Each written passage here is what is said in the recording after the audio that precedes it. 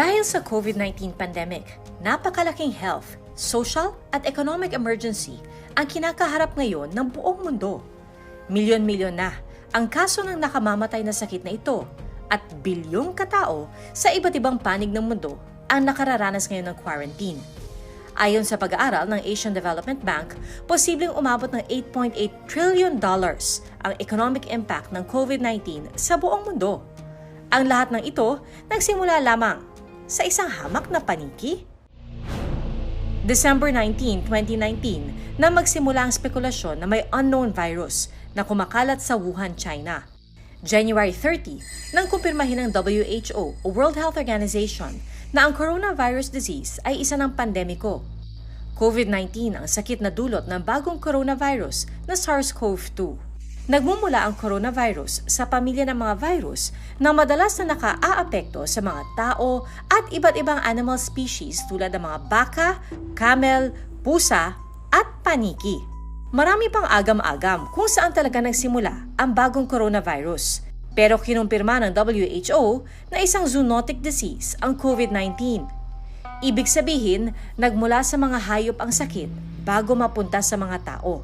Ayon sa mga report, posibleng nagsimula sa isang wet market sa Wuhan, China. Dito, di umano'y iligal na ibinebenta ang iba't ibang uri ng wildlife species tulad ng paniki, ahas at iba pa. Base sa pag-aaral ng NCBI o National Center for Biotechnology Information ng Amerika, nanggaling sa nasabing wet market ang 66% ng first 41 cases ng COVID-19 sa Wuhan noong December 2019. Noon pa man, ilang uri ng sakit na ang nakaapekto sa buong mundo na sanhi ng zoonotic diseases. Ang Spanish flu noong 1918, sinasabing nagmula sa mga manok at nailipat sa mga baboy, papunta sa mga tao. Ang SARS-CoV naman noong 2002, sinasabing nagmula sa mga paniki at kumalat sa civet cats. Ang MERS-CoV naman noong 2012, sinasabing nagmula sa mga paniki at humawa sa mga camel. Ilan pang halimbawa rin ng zoonotic diseases ang rabies, dengue fever, malaria, Ebola, hepatitis E at leptospirosis. Well, definitely, there are studies na to show that every 3 to 4 years, merong bagong infectious diseases that is being discovered by medicine and science. And majority of these are actually coming from animals, of course, the zoonotic sources siya. And most of them are coming from wildlife species. Ito si Joel Palma, ang President at CEO ng World Wildlife Fund o WWF. Pero bigla na nga lang bang tumatalo ng isang virus mula sa wildlife species papunta sa mga tao? Yung bats, ang tawag dyan sa wildlife, usually ang tawag sa mga pinanggagalingan o origin, reservoir, natural reservoir. Ito si Dr. Teresa Mundita Sison Lim ng ASEAN Center for Biodiversity, isang licensed veterinarian mula sa University of the Philippines at dating direktor ng DENR Biodiversity Management Bureau. So usually, yung natural reservoir hindi namamatayan from the virus. Nandun lang sa bibig nila or nasa in some of their organs, makikita mo yung madedetect mo yung virus. But it doesn't immediately jump from the bats to humans. So minsan, yung mga strains o yung types ng virus na nasa domestic animals na hindi naman infectious, nagiging infectious siya o nagiging pathogenic siya pag naghalo yung virus na nanggagaling sa wildlife, it goes to domestic species, nagkakaroon ng mixing doon ng mga materials, and then nagkakaroon ngayon ng capacity yung virus to infect humans. Ayon sa CDC o Centers for Disease and Control Prevention ng Amerika, may iba't ibang modes of transmission ang zoonotic diseases. Una, ang direct contact sa laway, dugo, ihi, mucus, dumi, at iba pang body fluids ng isang infected animal. Nangyayari ito sa pamamagitan ng paghawak sa mga infected na hayop, lalo na kapag nakagat ka at kapag nakalimot ka. Pangalawa, ang indirect contact sa mga kontaminadong lugar kung saan nakatira, nakakulong at palakad-lakad ang mga infected animal. Kabilang din ang mga gamit nito. Pwedeng mangyari ito sa mga aquarium, chicken coop, mga halaman at lupang pinaglalakaran ng mga hayop, pagkain at kainan ng hayop, at iba pa. Pangatlo, ang tinatawag na vector-borne disease. Ito ang sakit na dulot ng kagat ng insekto, gaya ng pulgas. Pang-apat, maaaring foodborne o galing sa iyong kinain ang isang zoonotic disease. Halimbawa rito ang unpasteurized milk, undercooked na karne o itlog, hilaw na gulay, at prutas na nakontamina ng dumi ng hayop. Hindi lang tao ang maaaring maapektuhan nito kundi pati ang inyong mga alaga. Panghuli, maaari rin maging waterborne o galing sa maduming tubig. Nangyayari ito kapag nakontamina ng dumi ng hayop ang tubig na inumin. Hindi pa rin natutukoy ng WHO kung ano ang pinagmulang animal host ng COVID-19. Sa pinakabagong pag-aaral, maaaring nagmula ang COVID-19 sa paniki patungo sa ahas o pangolin hanggang sa makarating ito sa tao. Ayon sa pag-aaral ng NCBI, maaari magdulot ng sakit sa mga tao ang karamihan ng virus na matatagpuan sa mga paniki. Maaari rin itong makaapekto sa mga tinatawag na agriculturally important animal species o livestock. Ayon sa WHO, 500 coronaviruses ang nadiskubre sa mga paniki sa China. Tinuturing ang Southeast Asia bilang hotspot ng wildlife trade. At ayon sa WWF, nagsisilbi itong supplier, consumer at outlet para sa import at export ng wildlife species. Laganap daw ang wildlife trade sa Southeast Asia dahil patuloy ang pagtangkilik sa consumption nito. We know that wildlife species are traded and marketed not just in China but also in many parts of Southeast Asia as part of cuisine. Pero ngayon, there's an eye-opener that it can cause more harm than good. At the end of the day, just like we say in the Philippines, no matter how good your laws are, if it's not implemented well, it doesn't make much of an impact. One thing that we should be addressing are the opportunities for closer interaction with wild animals. And one of the opportunities for closer interaction is illegal wildlife trade. Isang dahilan umano ng pagtangkilik sa wildlife species ang paniniwalang may medicinal properties sa mga ito. Laganap ang pagkain ng ahas sa China at sa ilang bahagi ng Southeast Asia. Ayon kasi sa paniniwala ng ilang mga kumakain ng ahas, nakagagamot daw ito.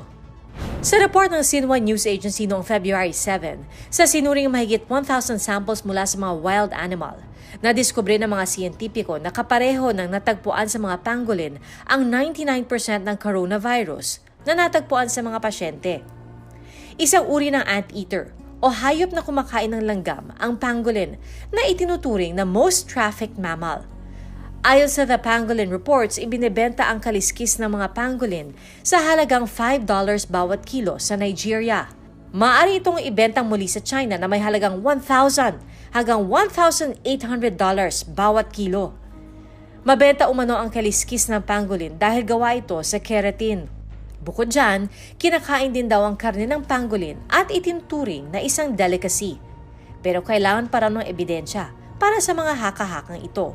Sa pinakabagong bersyon ng Chinese Pharmacopoeia para sa taong 2020, tinanggal na ang pangolin sa listahan ng traditional Chinese medicines. Ito ay matapos i-upgrade ng China ang pangolin sa first class mula sa second class protected animals noong June 5 dahil sa bumababang bilang nito sanhi ng overhunting at habitat destruction. Wala raw maidudulot na mabuti sa katawan ng tao ang patuloy na pagkonsumo ng wildlife animals. Sa halip, lalo pa itong nakasasama sa kalikasan at kalusugan. With this belief, this creates demand, and of course we are discouraging that because in the end, the depletion of the wildlife populations increases the vulnerability of the population to infectious diseases. May regulasyon namang naglalayong itigil ang wildlife trade sa Southeast Asia. All the 10 countries are parties to the CITES or yung Convention on the International Trade of Endangered Species of Flora and Fauna, and that means they comply to the agreements, to the decisions that are issued by the convention. If there are some violations, the convention actually calls their attention.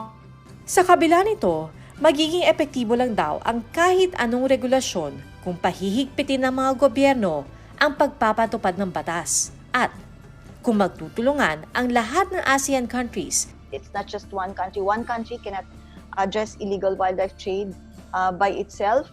Pangolins, for example, are harvested from all over ASEAN. Mahalaga rin daw ang information dissemination sa mga komunidad ukol sa masamang naidudulot ng pagkonsumo ng wild animals. Education is also important. We need to be able to reach out to the youth, to schools, to the communities, to make them aware of the impacts of harvesting wildlife illegally. It could be a cause for future outbreaks. It could endanger the health of their population, of the communities. May mga rekomendasyon ng World Bank para mapalakas ang law enforcement sa pagtigil ng wildlife trade. Una, dapat mapigilan kaagad ang poaching o paghuli ng mga wildlife species. Maaari ito magawa sa epektibong pagpapatrolya ng mga alagad ng batas, gaya ng park rangers. Pangalawa, para sa mga enforcement agency, kailangang maintindihan ng mga otoridad kung paano gumalaw ang mga kriminal. Ayon sa World Bank, hindi madali ito dahil may kahinaan sa pagpapatupad ng wildlife laws sa ilang bansa. Ilang kaso din daw ang nababasura lamang dahil sa korupsyon. Pangatlo, mahalagang alamin ang ruta ng mga kriminal para agaran silang maaresto. Magagawa raw ito sa pamamagitan ng epektibong intelligence monitoring at data gathering. At higit sa lahat, mahalaga raw ang pagkakaroon ng isang matibay na wildlife crime legal framework para maging maayos at epektibo ang implementasyon ng batas. Bukod dyan, dapat din daw maglaan ng budget ang gobyerno sa capacity building, data collection, investigative techniques, intelligence, at judicial training. Giit ng World Bank, magiging epektibo lang ang mga ito kung mayroong political will ang mga leader ng bansa. Paliwanag ni Dr. Lim, para maiwasan ng isang pandemiko, 3 bagay ang hindi maaaring paghiwalayin: ang kalusugang pantao, pangkalikasan, at panghayop.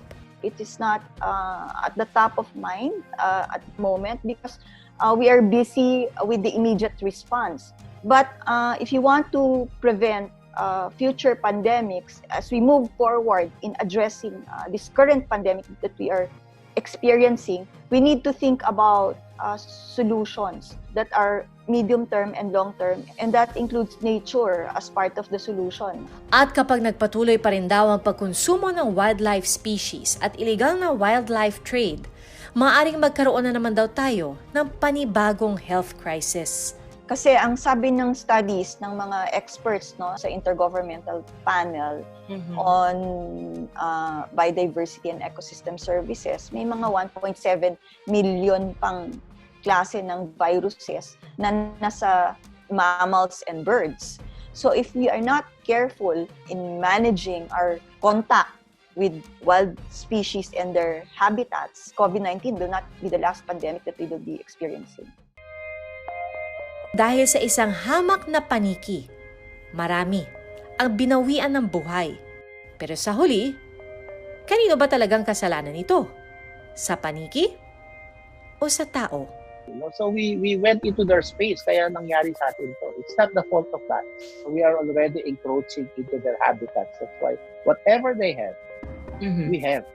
And then the impact of whatever they have can be very fatal to humans.